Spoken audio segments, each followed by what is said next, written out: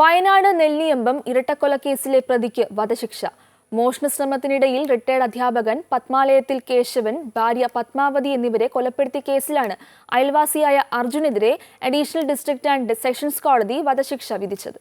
2021 June 10 രാത്രിയാണ് Arjun വയോധിക ദമ്പതികളായ retired അധ്യാപകൻ കേശവനെയും ഭാര്യ പത്മാവതിയെയും മോഷണശ്രമത്തിനിടെ വെട്ടിക്കൊലപ്പെടുത്തിയത്. വീട്ടിൽ വെട്ടേറ്റ നിലയിൽ അയൽവാസികളാണ് ദമ്പതികളെ ആദ്യം കണ്ടത്.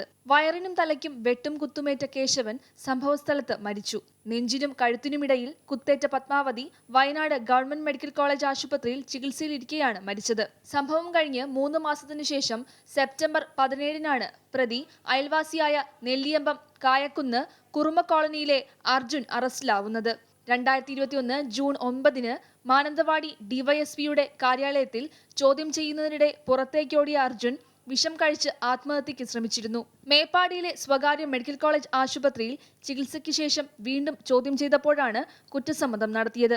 5 ലക്ഷത്തോളം മൊബൈൽ ഫോൺ കോളുകളും 150ഓളം CCTV ക്യാമറ ദൃശ്യങ്ങളും പരിശോധിച്ച ശേഷം അന്വേഷണ സംഘം 3000ഓളം പേരെ ചോദ്യം ചെയ്തിരുന്നു. പ്രതിയെ തിരിച്ചറിയാൻ പത്മാവതിക്ക് കഴിഞ്ഞിരുന്നില്ല.